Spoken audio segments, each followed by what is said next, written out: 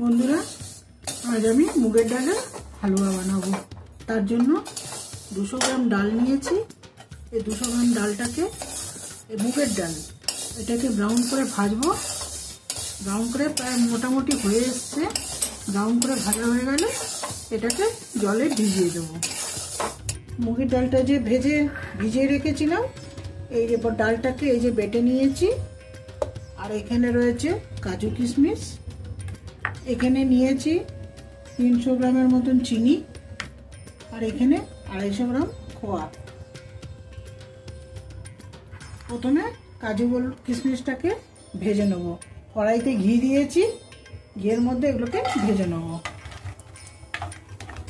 ভেজে নিয়ে এগুলোকে তুলে ফেলবো। এগুলোকে সব শেষে দেবো। এগুলো ভাজা হচ্ছে।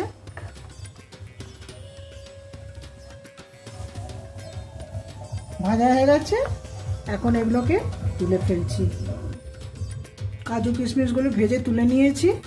এখন ওই তেলের মধ্যে আমি এই বাটা মুগ ডালটাকে ছেড়ে দিচ্ছি। এই মুগ ডালটাকে এখন খুব ভালো করে ভাজবো।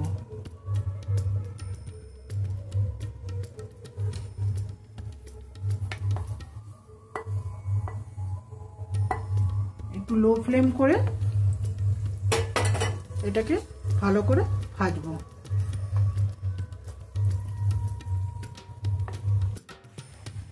ডালটা ভাজা হয়ে গেছে।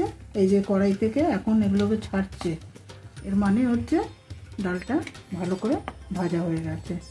এখন এর মধ্যে চিনি আর খোয়া দেব। এই যে চিনিটা দিয়ে দিলাম।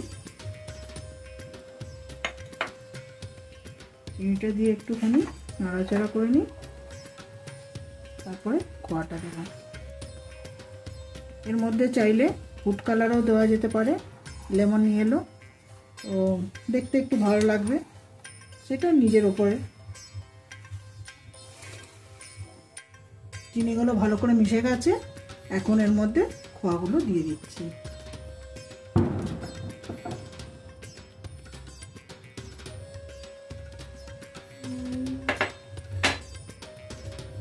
হালুয়াটা হয়ে এসছে।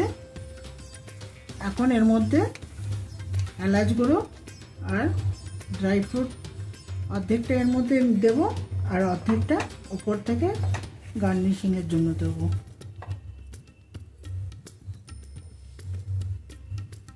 এলাচটা গুঁড়ো করে রেখেছিলাম,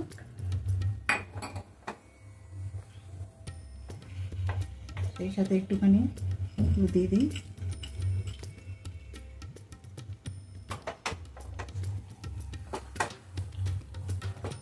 এগুলোকে ভালো করে মিশিয়ে নিই।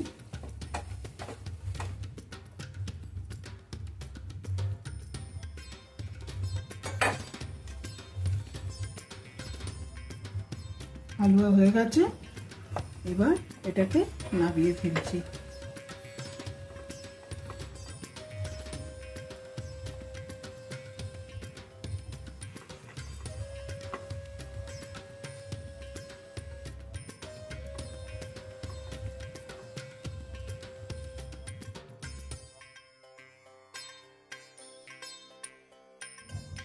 এবার উপর থেকে একটুখানি গার্নিশিং জন্য এটা দিয়ে দিলাম।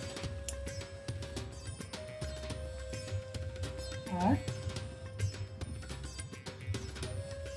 আরেকটা কিছু করতে পারো, এটার মধ্যে একটুখানি খোয়াকে না ফ্রিজারের মধ্যে রেখে একটু শক্ত যখন ঢালা হয়ে যাবে, তখন ওইটাকে কাদ্দুকাস দিয়ে একটুখানি ক্রাশ করে নিয়ে উপর থেকে ছড়িয়ে দিতে পারো। দেখতে তাহলে সুন্দর লাগবে, কাউকে সার্ভ করাতে বা প্লেটিং এর সময় দেখতে ভালো লাগবে।